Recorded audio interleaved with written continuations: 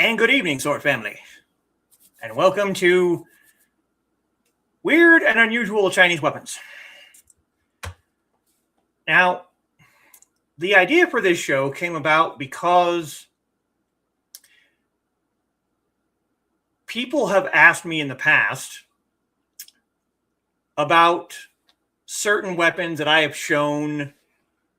I literally have a pile of weapons next to me. I will have to get a picture and show everyone there's literally a pile of weapons around me because there's quite a few things to go around.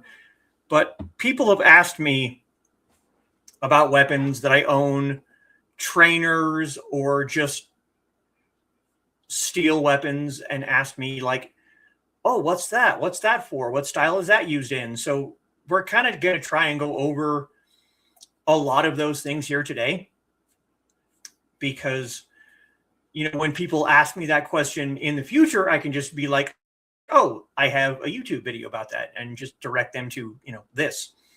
So that's kind of the plan for today. And I'm going to get yelled at if I don't do this. So.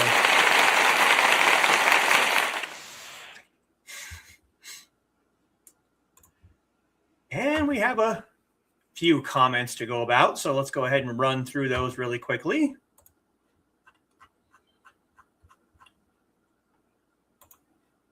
And first through the door at 4:29 p.m. Mountain Time is Foxy. Good evening, all, and welcome to the Teahouse. Please join us in discussing the unusual. Please remember to like, share, and subscribe. Yes. And next up is Kitty. Hello there. Hello, kitten. Hi, buddy. Yes. There's my co-host. There's my co-host. Yes. Hi, bud. Okay, get down, please. Come on, get down. Get down. And Trey is joining us. Hey, y'all. Hello, Trey. Oh, yes. Trey, I wanted to ask you a question. You mentioned a couple weeks ago that you had more time at, you know, this time of year.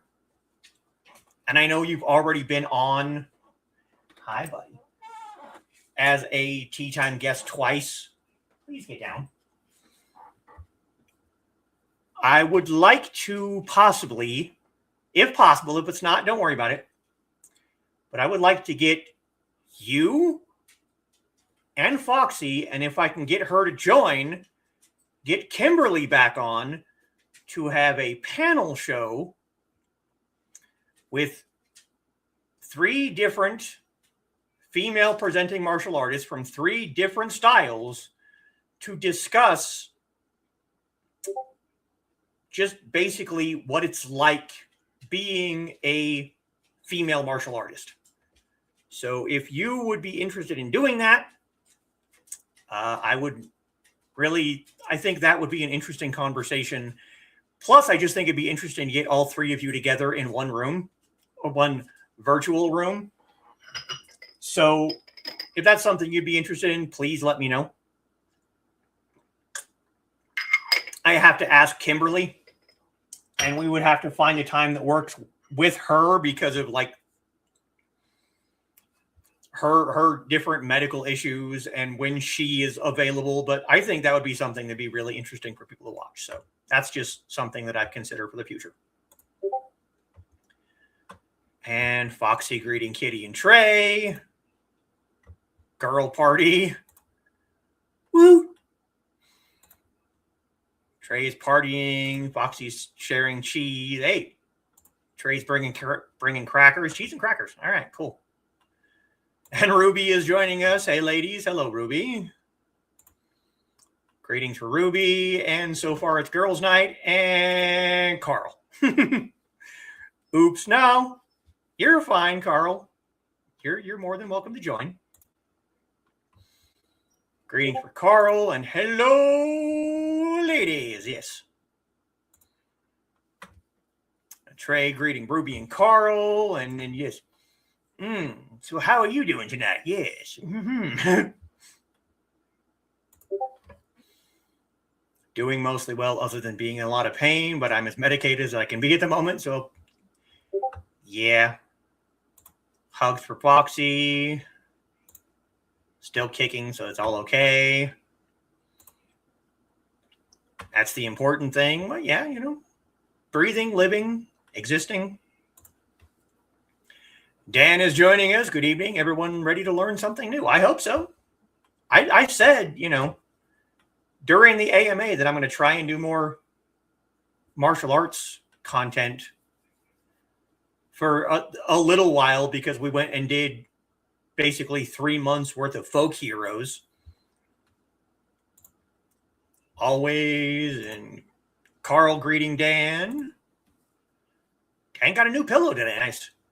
Meant to reduce neck pain from being such a restless sleeper. Well, that's yeah. It's a good thing to know. Hope it worked out for you. Yes, I do. We all do. Let you know if it works. Midnight, joining the deviants over on YouTube. A-Sword people at midnight. Greeting for midnight. Greeting for midnight. Greeting for midnight. Donna reminded me about tonight, so she should be here soon. I hope so. Getting a party together. Well, we got... Yeah, I think we'd have enough for a party. And there's Donna. Hey, everyone. Hello, Donna. Greetings to Donna, and Donna greets Foxy. And here we go. Stand by to cue the applause. You know, want me to do it again? I'll do it again.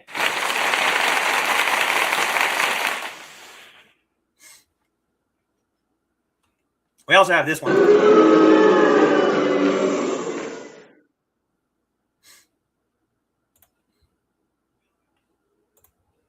Showtime, yes, yes.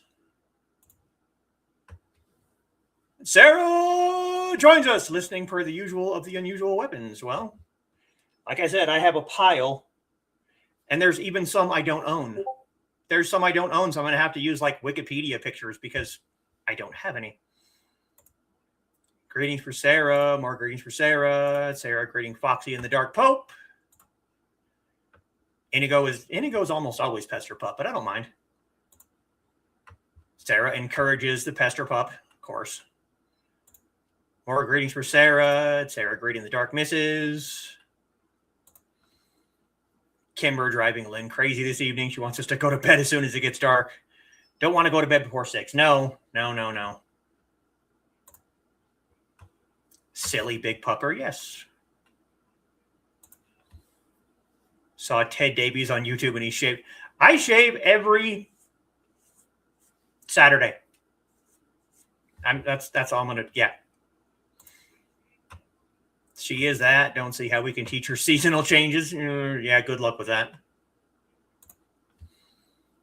Oh, ditto Foxy with the pain and meds. I'm sorry, Sarah. Inigo wants to play right now. Inigo wants to play almost always. Miss Midnight and Dan, yes. Don't bat me. Don't. The foos are just. It's just.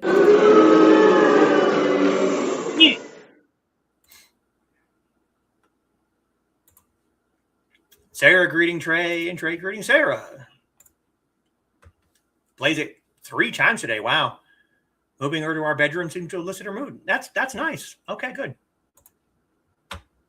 Panel Teahouse sounds awesome. All right. I will send Kimberly a message on Facebook, because that's like the only way I have to get a hold of her right now, and see if we can get something worked out on that, because like I said, I think that would be a very, very interesting conversation. If nothing else, because when I did her tea time, which was actually almost a year ago now, if you can believe that, when I asked her if she could fight any historical master, she didn't even think. It was an immediate George Silver, fuck that guy.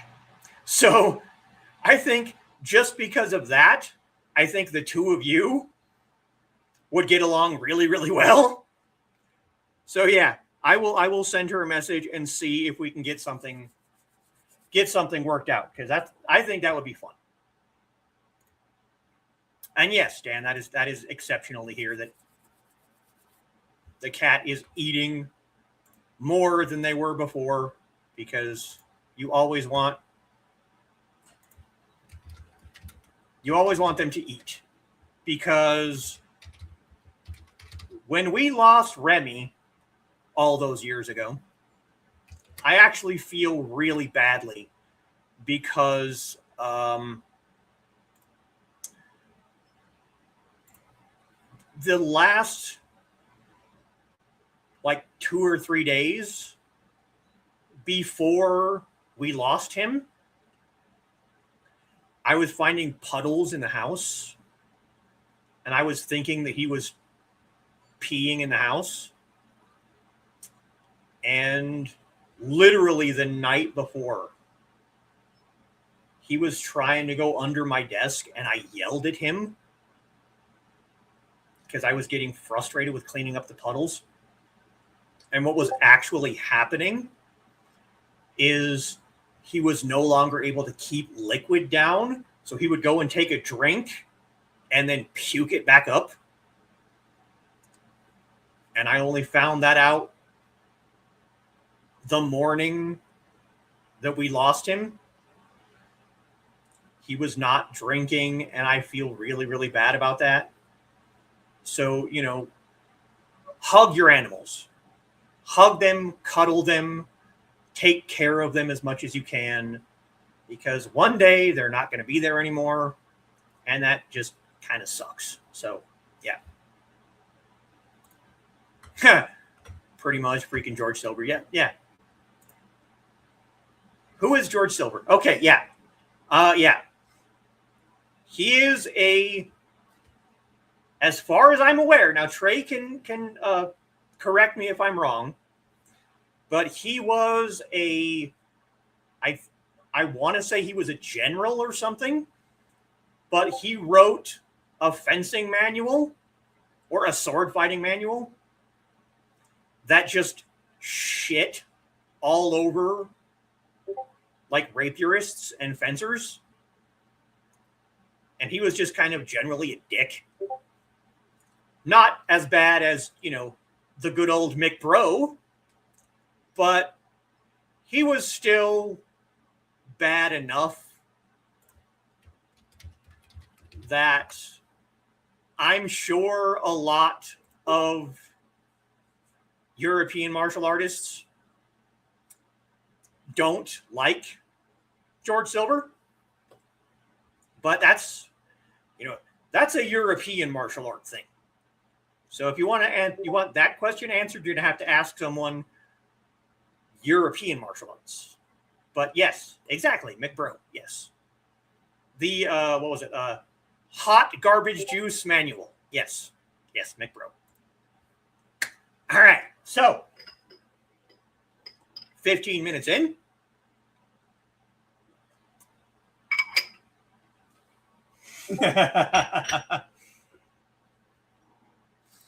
Title could have been George Silver, a middle finger to rapierists.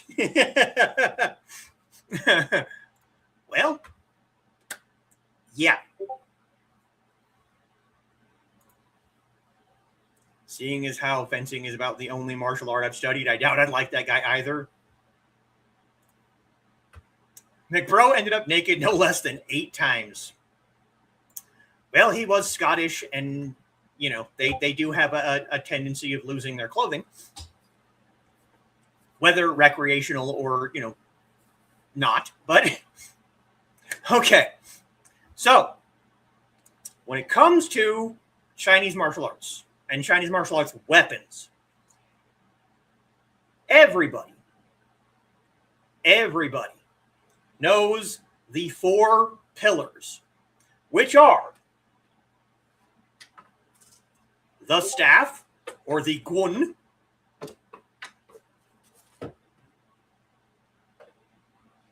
I told you I have a pile of weapons. I wasn't kidding. The spear, or the qiāng.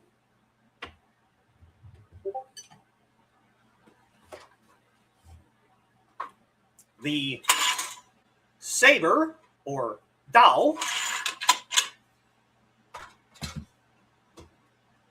And the sword, or the jiàn. The staff, well, now that's not entirely true, Sarah. That depends on company.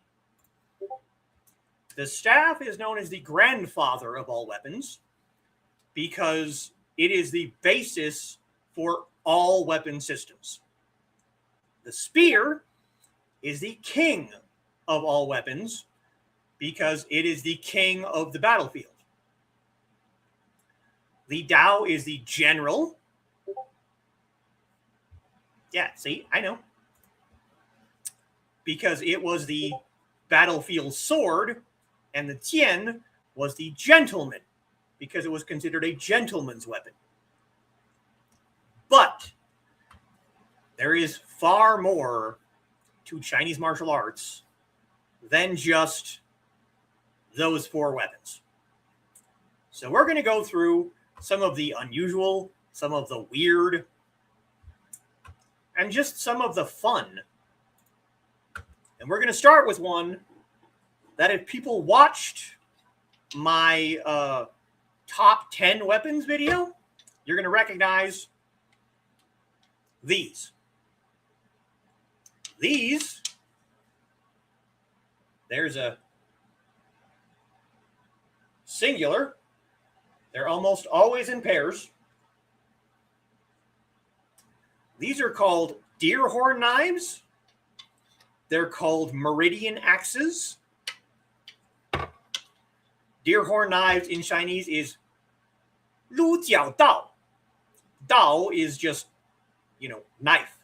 So deer horn knife, lu jiao dao. Now, the deer horn knives are mostly seen in jiāng.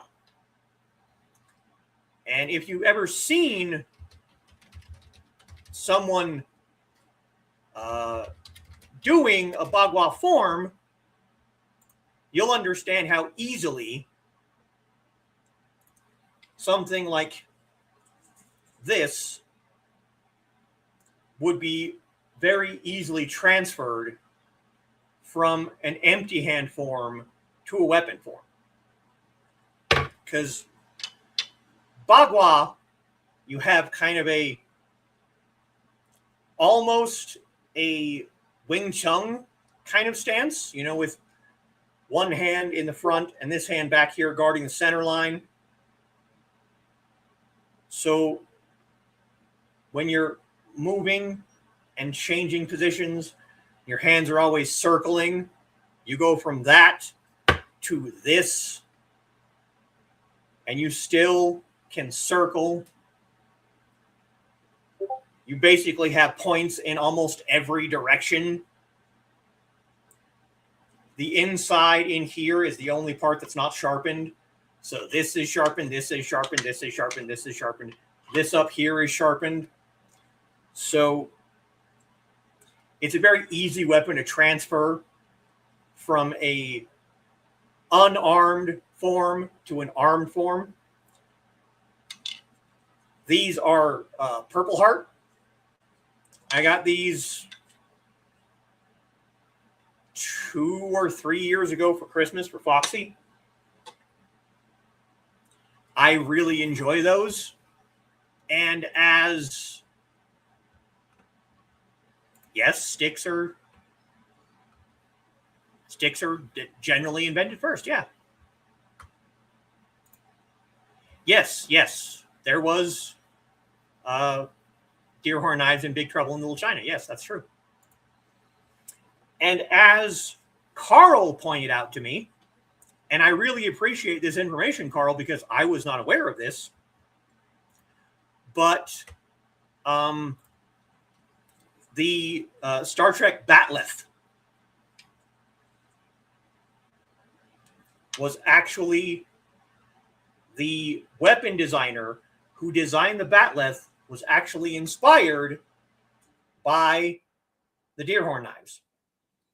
If you take these and you link them together and you add another one on the end and you turn this hook this way, That's a batleth. And I actually was not aware of that. And yes, you were the one who brought that up, Carl. When I did that top 10 video,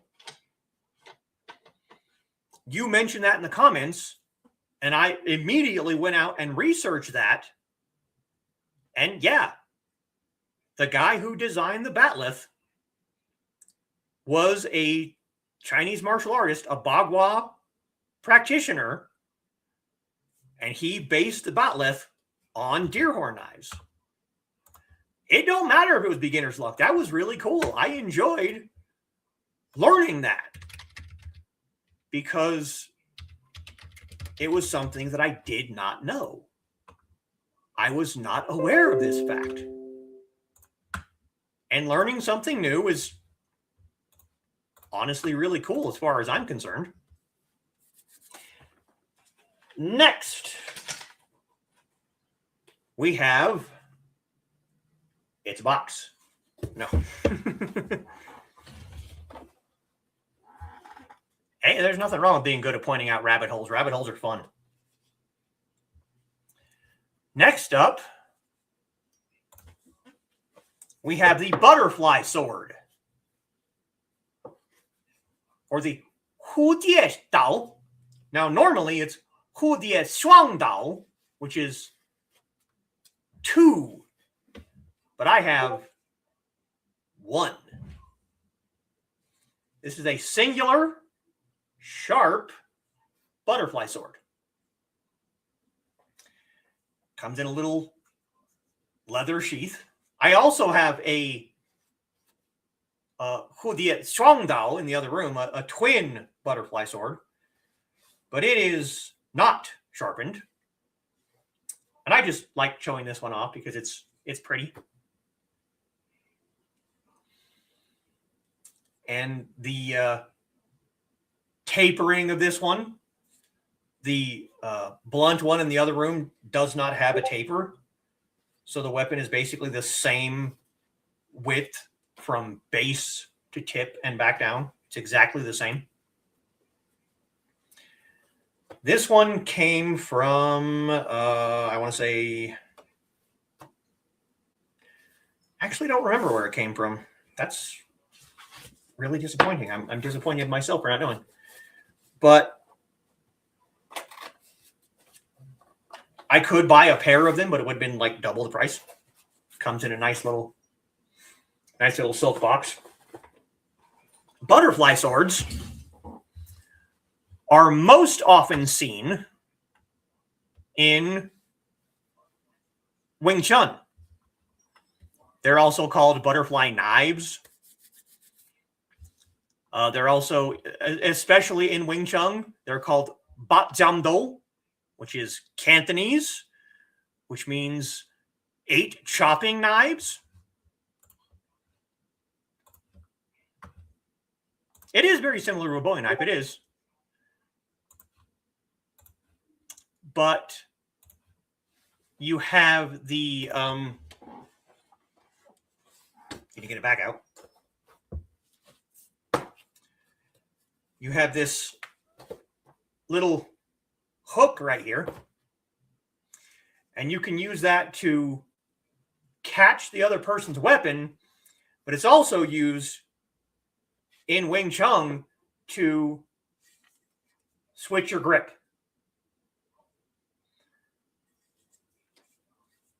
Go from a regular hammer grip to a reverse grip.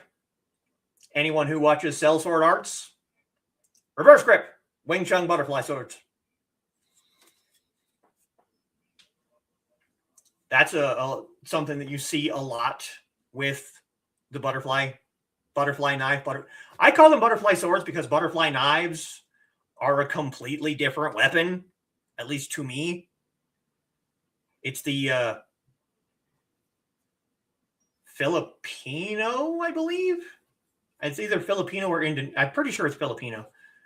You know, the ones that you always play with when you're a kid that you flick.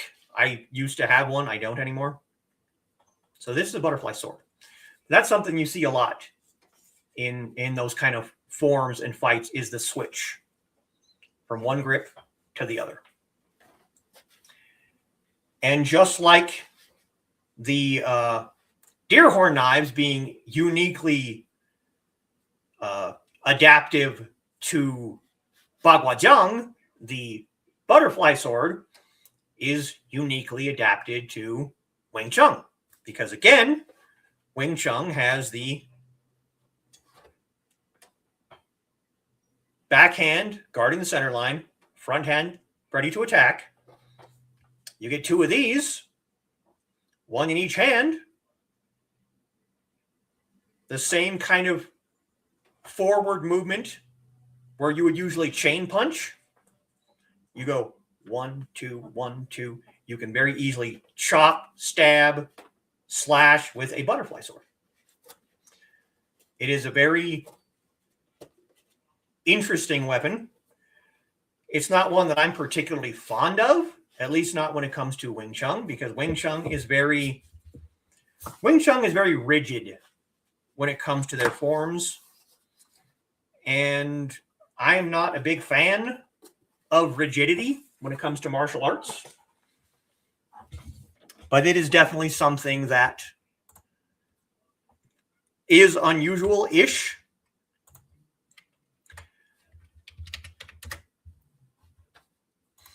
Oh. Yes. Philippine folding knives. That's what I thought. Next up is the two-section staff. Now, usually, hey, there's Don. Hey, Don.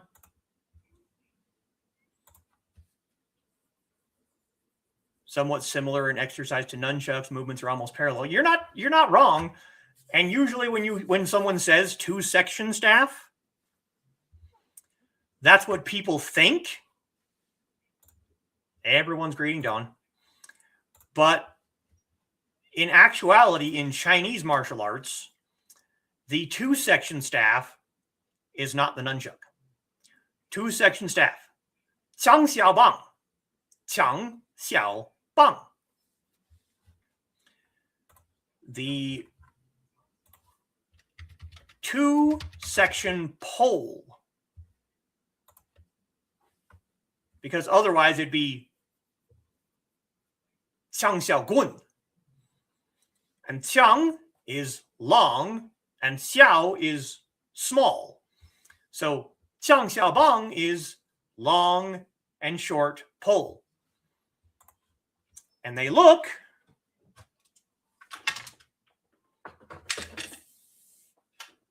here is the long pole, and attached to the end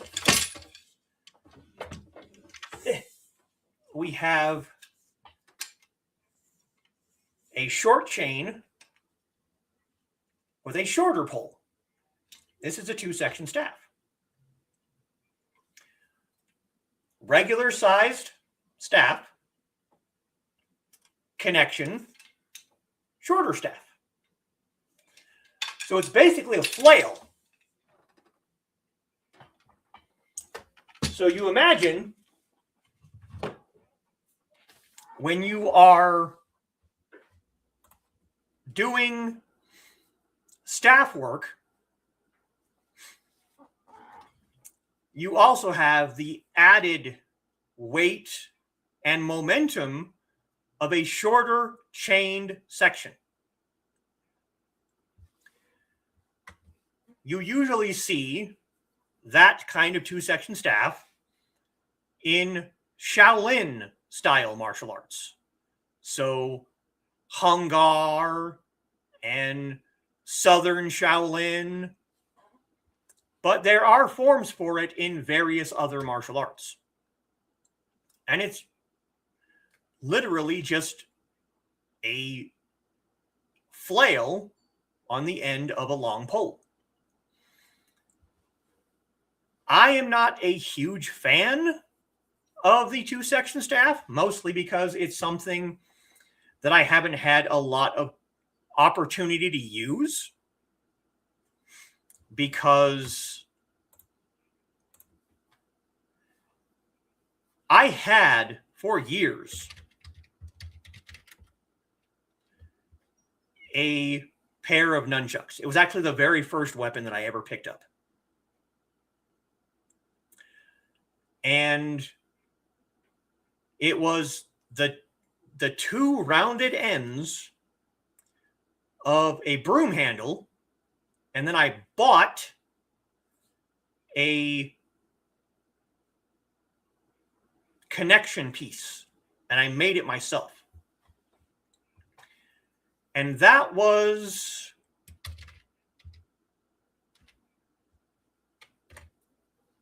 the first weapon that I ever really learned. And having both ends be the same size made it easier to maneuver around. And of course, obviously, a lot of it was because of Bruce Lee. Not gonna lie, that was like the big reason why I did it. Big fan of Bruce Lee. Bruce Lee used nunchucks, so I practiced with them. But when you have one that's longer and one that's shorter, if you're used to doing staff turns, you have to like alter your hand placement a great deal when you have an extra flail end to it. And it's not something that I particularly enjoy.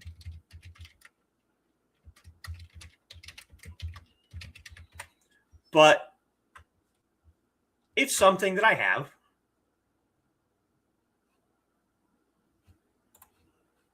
And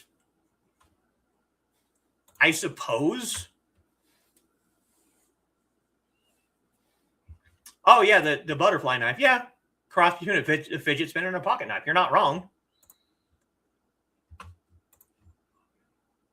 I don't practice with the 2-section staff, mostly because, like I said, I have a limited amount of space in here, and it's just not something that I'm particularly interested in. But it's something that I do have. Now, there's also a 3-section staff, which is called a 三节棍. That one is a gun. That one is a staff. 三, 3, 节, partition or section, 棍, 三节棍, 3-section staff. And that is right here. They're all the same length. You have a one end, you have a middle section, and then you have the other end. Literally 3 sections. They're all the same size.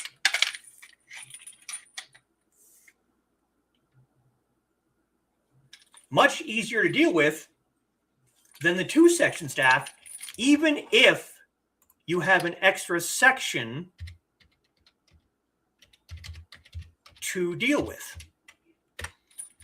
And a lot of the things that you can do with a regular staff, you can do with a 3-section staff. This is also known as a panlonggun, or a coiling dragon staff. It is more complicated than the 2-section staff, but to me, because all of the sections are the same size, it's easier for me to use. I actually have on my YouTube channel, and I'm going to try and see if I can find it, an old video. It's kind of potato quality. I mean, it is potato quality. But long time ago, when I was still doing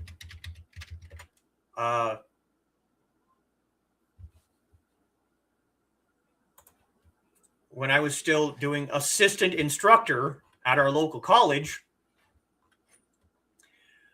we would sometimes stick around after class was over and just kind of play around with things. And I was given a training version of a 3-section staff. This is wood. This is wood. The one I was given was foam wrapped plastic. And it was the first time I picked up a 3-section staff, and I went and did a basic staff turn, and it was fine. And so, like I said, it's kind of potato quality, because this was many, many years ago, but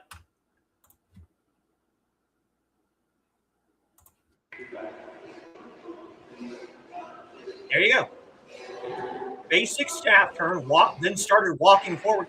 I was showing off, I'm not gonna lie, but that's it. A basic staff turn with a 3-section staff. And much like the 2-section staff, the 3-section staff is seen a lot in Shaolin martial arts. Again, Southern Shaolin, Hung Gar, those kind of external martial arts. This one of the links was broken once upon a time. And I honestly could not tell you which one it was, because a certain someone repaired it. Of course, she was also the one that broke it, but she fixed it. And I honestly couldn't tell you which link was broken. They all look pretty well intact. This sits at the very bottom of my weapon rack in the bedroom. I enjoy my 3-section staff. Be nice to potatoes. Well, yeah. I would imagine it does look familiar. And Sarah, I still would like to do a tea time with your other martial art brother. I'd like to meet this person. I'd like to interview him. I think it would be entertaining. And yes, I called her out. She is the one that broke it, but she's also the one that fixed it, so I can't be too upset.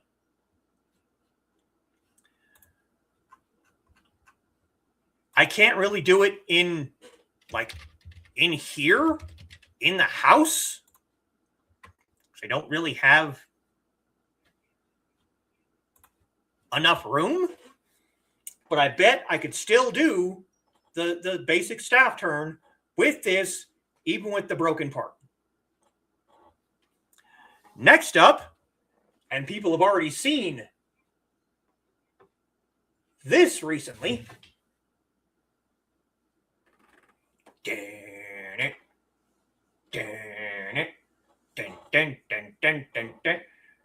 Guandao!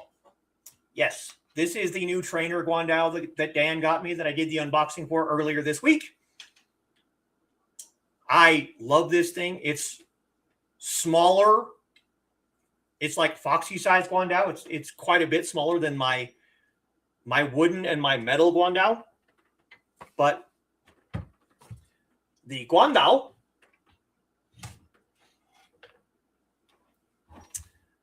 is named after Guan Yu. Guan Dao is literally the knife of Guan, or Guan's knife. It is also called the Yan Yue Dao, or the reclining moon blade. You usually see them, much like you do there, with the dragon head at the base. It is named after Guan Yu, but there actually is some question on whether he actually used one or not. There is some people that claim that the weapon wasn't even invented during his lifetime, so it would be impossible for him to actually use one. We don't know. But supposedly, his was called the Qinglong Yanyue Dao, or the Green Dragon Reclining Moonblade. It was either 40 pounds or 106 pounds and fully made of metal. Fully metal, all the way.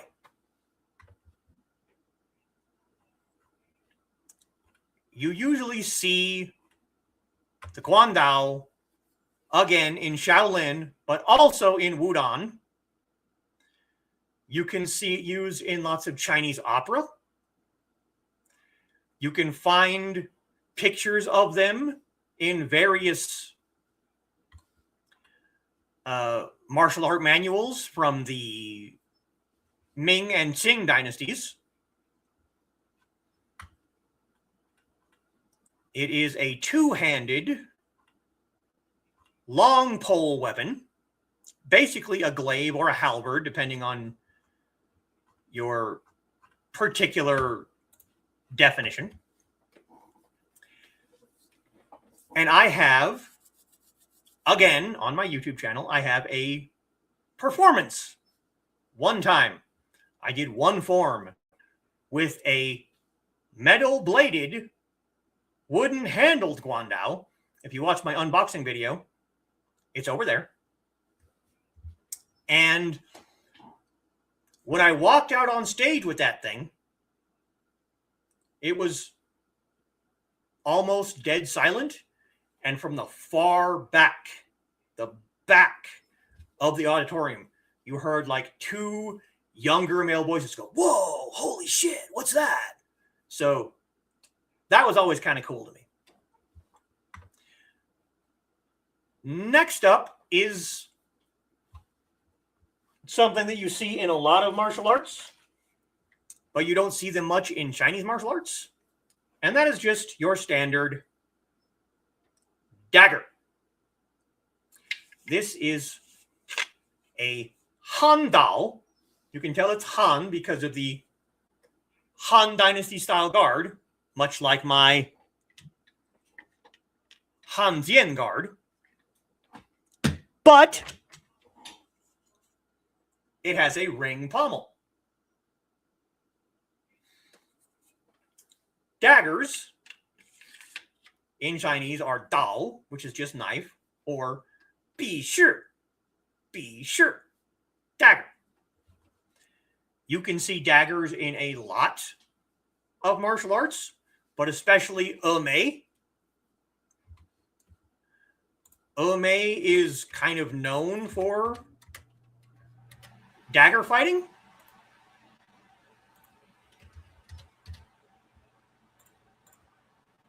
Which kind of goes along with the next weapon, which Trey will recognize. I don't really talk a whole lot about daggers because, again, daggers are not really my forte.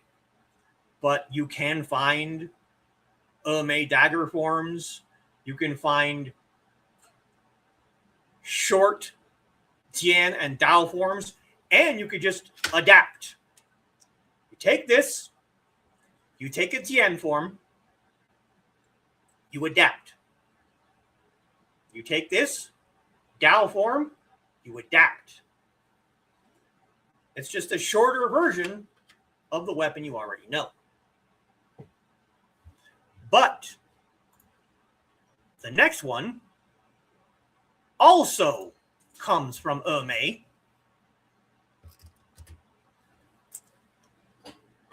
And that is, everyone who has watched my channel for any amount of time will recognize, these are training versions. I don't have metal versions yet. But we have the Mei Tzi, or the Mei piercers. Yep, I can still do it. These are short range weapons. They're named after Mount Mei and the Mei martial arts. The metal version basically has arrowheads on each end, and they are straight up piercing weapons. They're close quarter piercing weapons.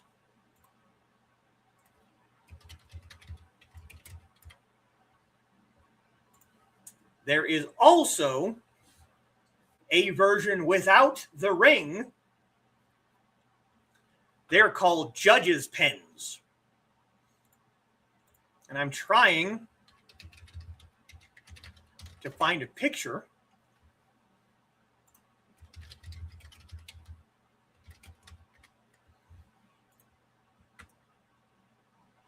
That one might be good, yeah.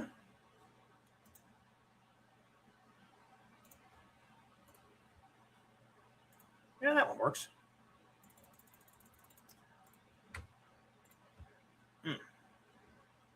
Go ahead and share screens again.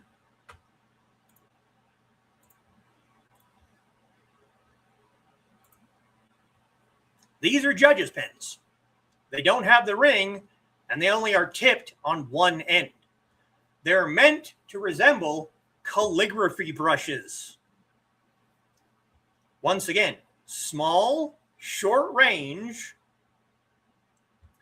but the difference is the piercers, the spinning is meant to draw your eye. Your eye is drawn to movement. So if you imagine you're fighting somebody and they have two basically arrows that they're jabbing at you with, you're able to block, and then all of a sudden you see spin out of the corner of your eye. Your eye is going to be directed to that spin, and then they stab you in the temple, the throat, right under the chin, eyeballs. Yeah. They're dangerous.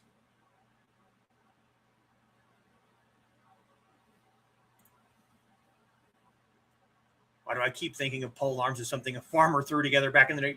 It's possible. It's very possible. Actually, two of them, and both have been in China. Oh, wow. See what I can do. They're hard to get a hold of. I completely understand. Yeah, definitely. With the time zones, I completely understand. Just like I did with Sifu Cuddle. If I have to do it in the morning to talk to him, I will do that.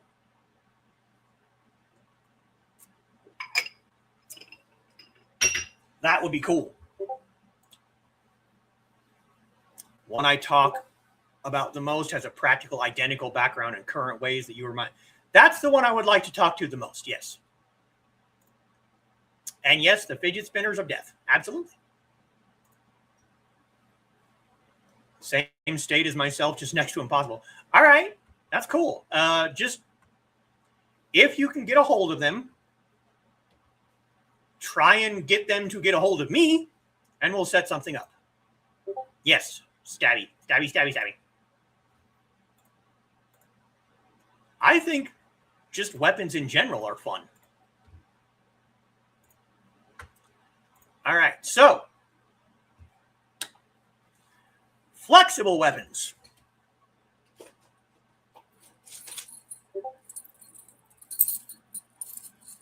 This is a 9-section chain whip, a 9解变 once again, you remember tie from the 3-section staff, section, partition. Q is 9, and bian is whip.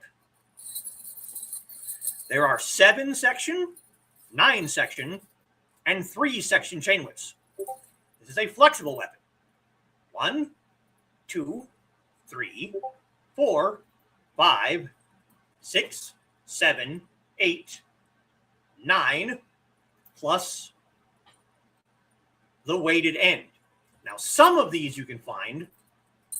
This is kind of blunted. You can see it's kind of flat. Some of these you can find are actually tipped, like pointed. Those are scary. If you've ever seen a chain whip in motion,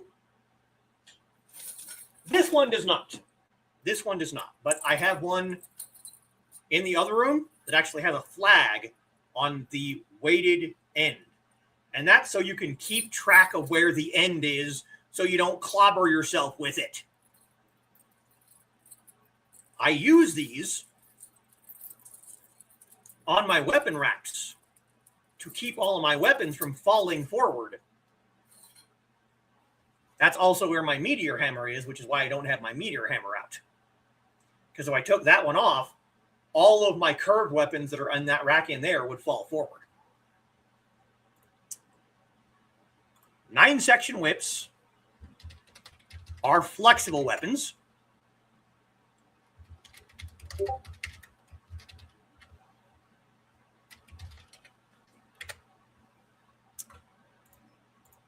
They're also known as soft whips because there are hard whips.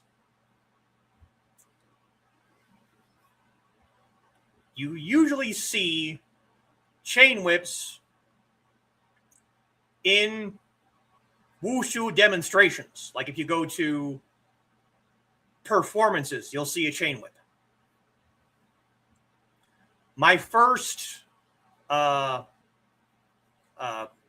international days, when I did the Dao form, I got to see my Shifu do a chain whip form, and they are scary. With that flag attached, you can hear it. You hear the flag moving in the wind. It can be kind of terrifying from time to time to just hear how fast those suckers are moving. Those are not for the faint of heart. I have 2 of them. I do not know any forms on them. I don't know if I ever want to, because there's too many moving parts. Okay? That kind of frightens me.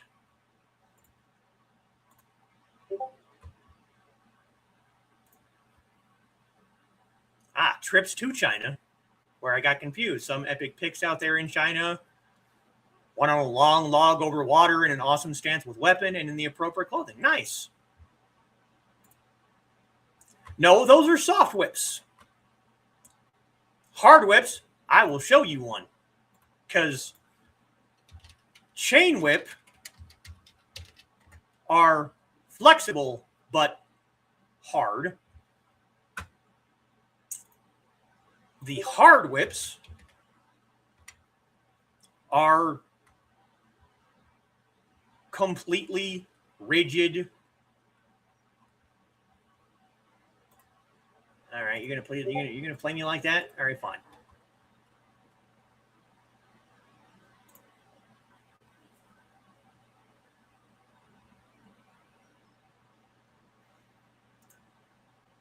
We'll just do it this way.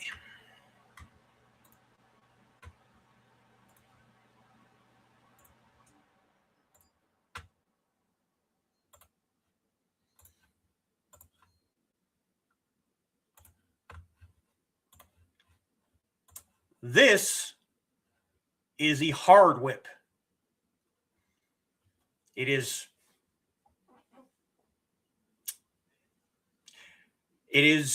ribbed. It has generally they have a jiàn style handle. This is all metal. Some of them are tipped, but most of them are blunted. This is called a bian or some cases a jiàn, but it's a different jiàn character than the sword jiàn. That is a hard whip. Much more, yeah, ribbed for your pain. Now, next up is one that I do not have. I used to have. I don't anymore.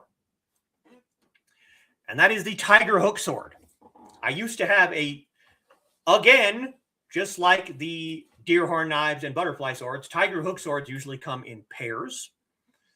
They are called the hu tou gou. Hu is tiger, tou is a hook, and gou is a kind of sword. Now, I don't have a hook sword. I used to. I traded it. This weapon is cursed. I've traded it. I've given it away as a gift, and it keeps coming back to me. So I'm just waiting for the next time that it returns to me. But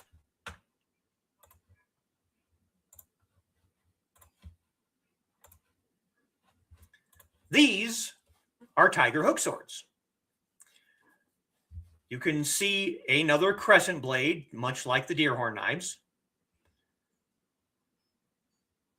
This is sharpened. This is sharpened. This is sharpened. The inside hook here is not. The ends, the spike here is usually sharpened. So again, much like the deer horn knives, you have multiple angles of attack, and you can also link them together to make one long, spinny blade of death. Yeah, yikes is right. We're going to, just for fun, find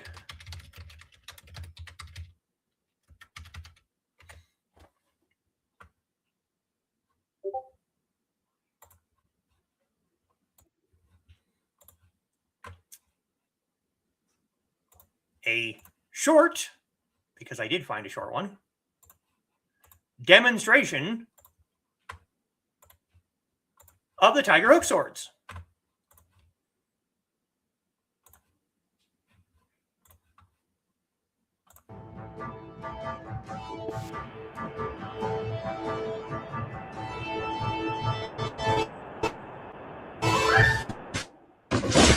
Now those are obviously not sharpened.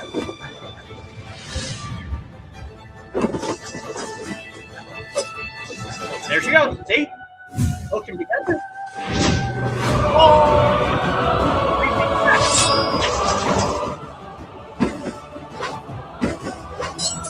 Do it again.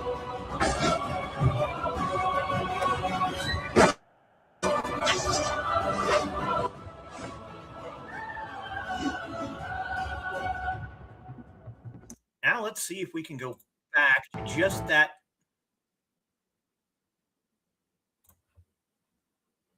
connecting them together. Try it in half speed.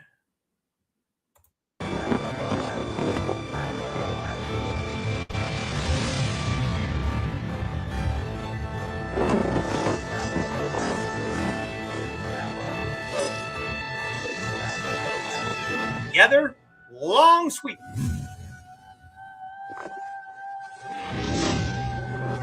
And then pull them back apart. Very yikes is correct. Like I said, I used to have a hook sword. Don't have it anymore. It's unfortunate.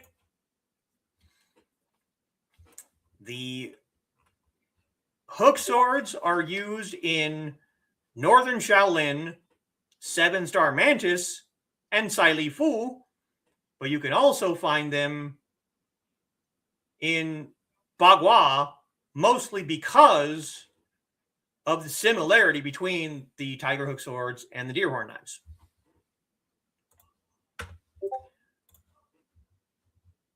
Next is a hilariously named weapon,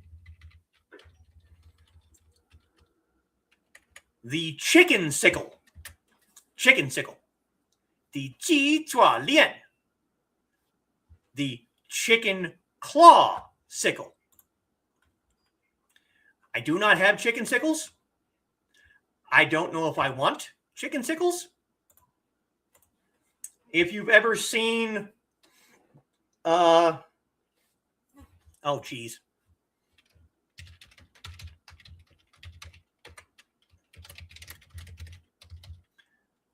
Mark Obsure, I think, is the second one. No, it's not.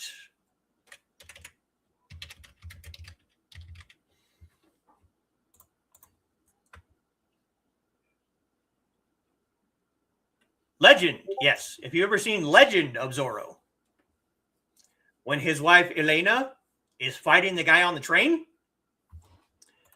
and he has a couple of short hand blades, those are chicken sickles. Those are chicken sickles. It's one version of chicken sickles.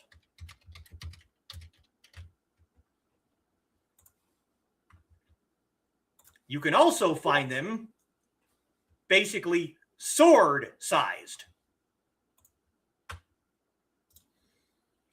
And that's what I'm going to bring up right now.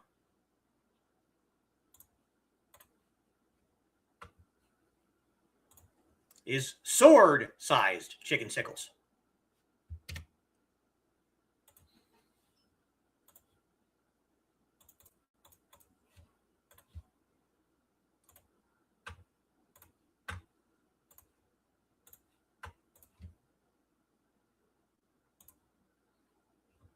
Those jiàn handle, jiàn guard, hook,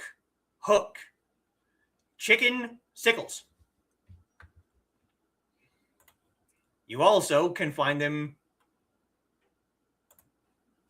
like this,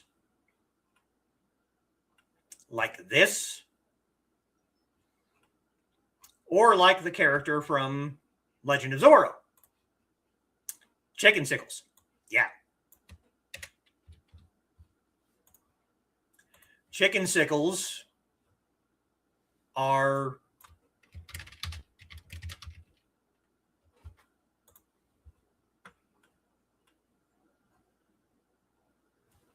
very similar to the tiger hook, and they are considered a specialized weapon for Xingyi Chuan, or just simply Xingyi. Xingyi is a martial art that is characterized by quick, linear movements. You move straight forward, you move straight back. So Xingyi Chuan is very, very easy to create similar singular linear movements with the chicken sickles.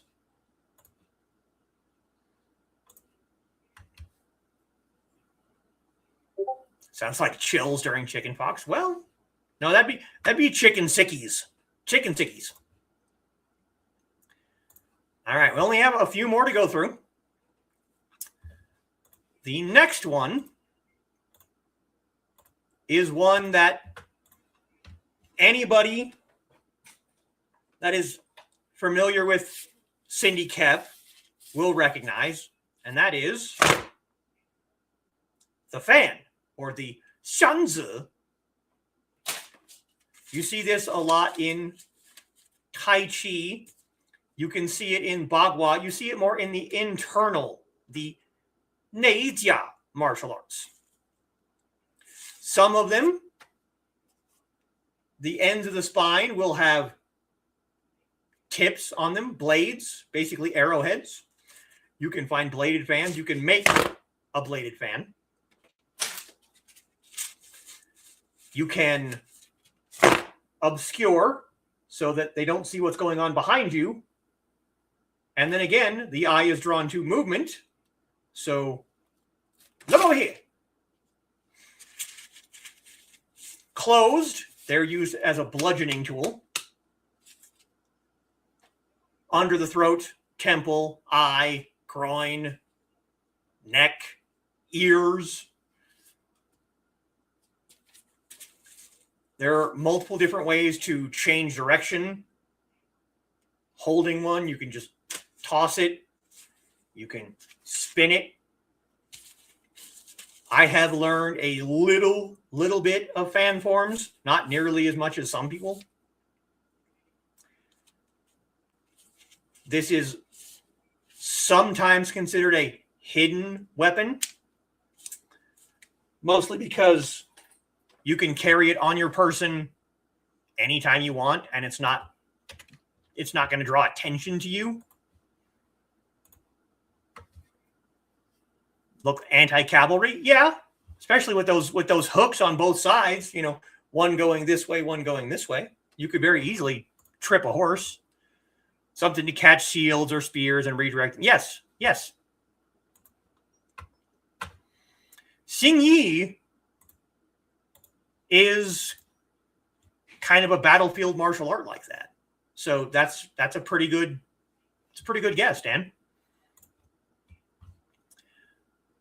Next up is the wind and fire wheels. Wind and fire wheels. The Feng Huo Lun. Feng is wind, Huo is fire, and Lun is wheel. Wind and fire wheels I also don't have, but they are similar enough to deer horn knives on the inside. So here, just like the hook sword, just like the deer horn knives, pairs, these are wind and fire wheels. These are blunted, obviously, very similar to a chakram. You have an unsharpened part for you to hold on to. This is usually sharpened. These are usually sharpened. In between can be sharpened. It's very similar to the deer horn knives. And because it is similar to the deer horn knives, you can also use them in Bagua. You can also use them in Taiji. You can use them in Xingyi. Because of their similarities between the deer horn knives and the wind and fire wheels. Now, there's only a couple left. And these last two are more on the weird section of the Chinese martial arts spectrum. So, tactical Dan is a bit scary. Nothing wrong with being scary, Dan. Next is a bench. And yes, you heard me correctly, a bench. There is at least one that I am aware of. Oh, excuse me. There is one form that I am aware of in Chinese martial arts that uses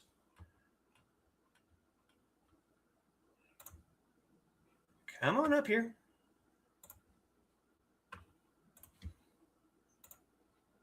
Share screen again.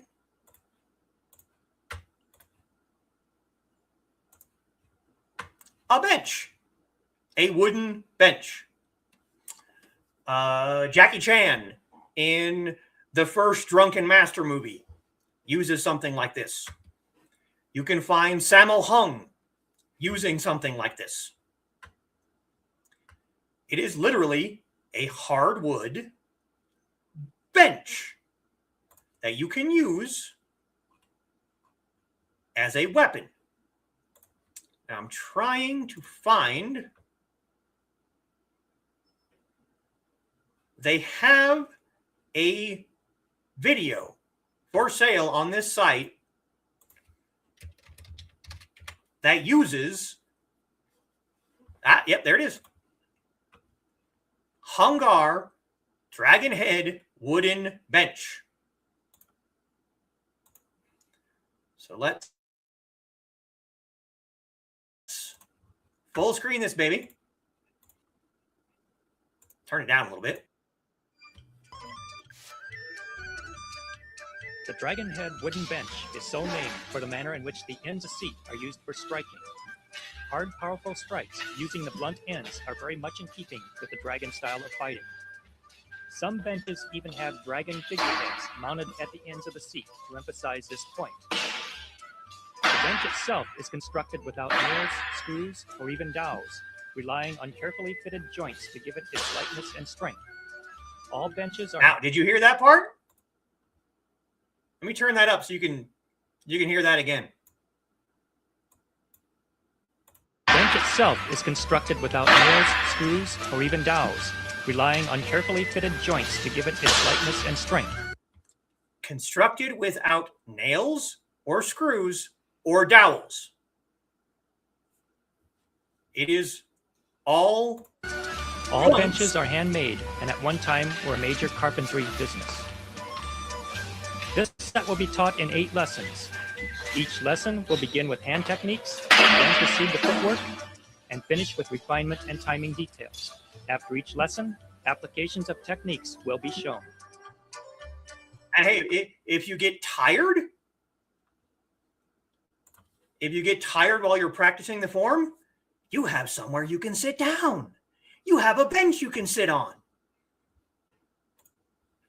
A bench, yes. Chair, yes. It is literally a wooden bench.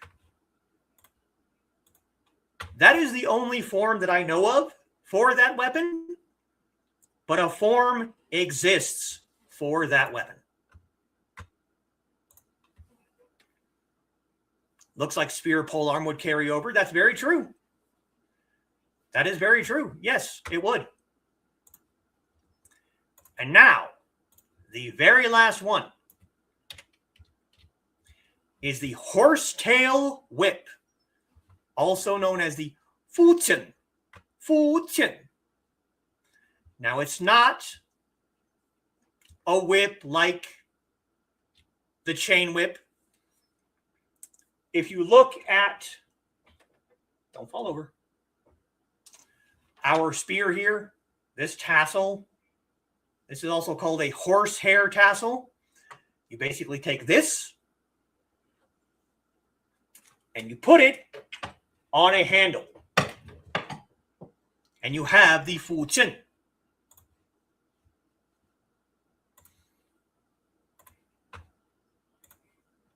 This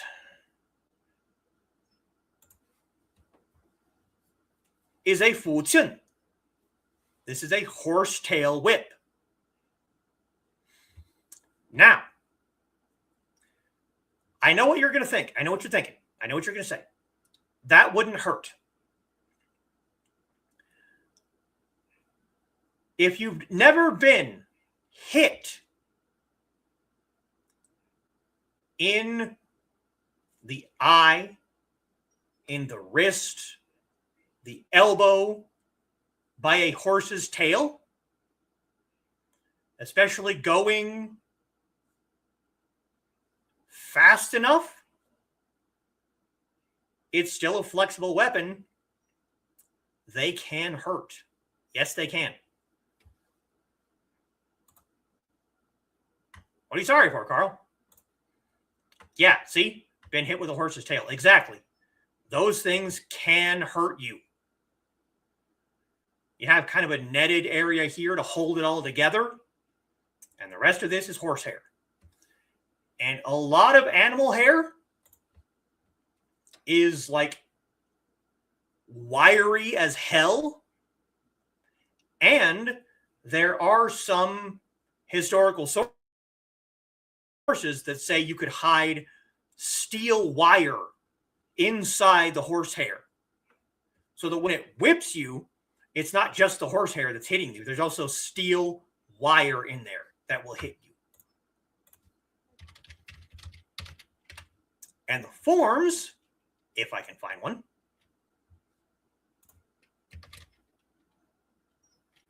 hey, look.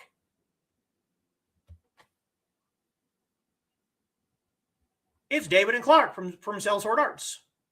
That he has right there, that's basically a chicken sickle. We're gonna watch that later by myself, but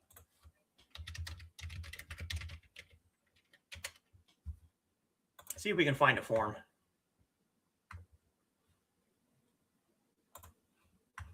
Wudon. See, it's much longer than you expect, too.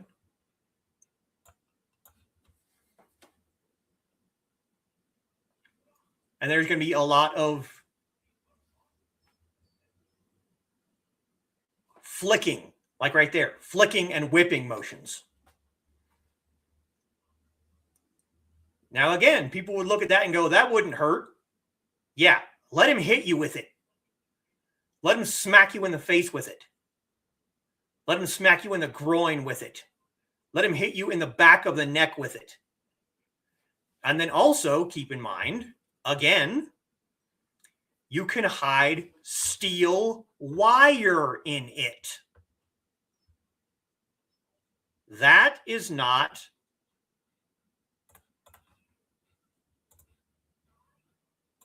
I mean, it is a weapon. Plain and simple, it is a weapon.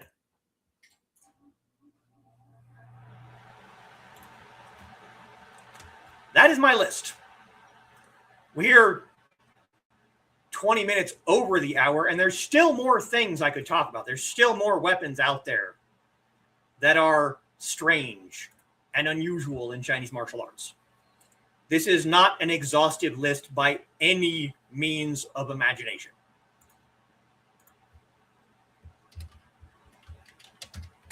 But I think we're going to call it there for tonight.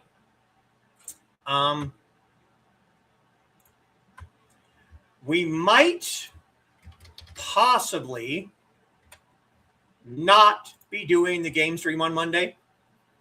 There's a lot of stuff going on that day. I have my my interview with Paul Coffey over on the over on his channel, but it's a recorded interview, and it will be earlier that day. So we'll see what happens. But if I don't do my usual game stream, we can still possibly do Creative to Play, and I will definitely be here next Saturday. Good show, thank you. Fun topic it was. Night from Kitty, night from Ruby. Definitely great to hear about. Thank you, Sarah. Late to Monday stream anyway. Okay. All right. We'll see. Let's see what happens. One thing about humans, anything we touch is potentially a weapon in time of need. Yes. Night from Foxy, night from Donna. Very true. Feel empowered? Well, you should, because anything can be a weapon. Go watch Sammo Hung. That dude could beat the crap out of you with chalk erasers and you would still be in pain. We'll play it by ear. I will let everyone know when my recorded interview goes live. I'll probably, share it on Facebook or whatever. But if we don't do the game stream, I'll see you back here next Saturday for the next Teahouse. Thank you all for coming. I appreciate everyone here. I hope, if nothing else, that this was informative. Enjoyed the show. Thank you, Dan. Series of exhaustive lists is a great idea. Yeah. The only problem is it would be like my episode on Wu Zetian. It would be a series. You'd be like, here's the unusual projectile weapons. Here's the unusual bladed weapons. Here's the unusual pole weapons. Yeah, it would be a series. But I will see you all next time. I love you all. Thank you very, very much to my patrons, Dan Hellefield, Carl Withman, Rich Asplin Jr., and Joe and Trelena Bachman. You guys allowed me to get my Spearhead trainer that I uploaded the video for earlier today. Thank you, Sarah. I will see you all next time. 再见。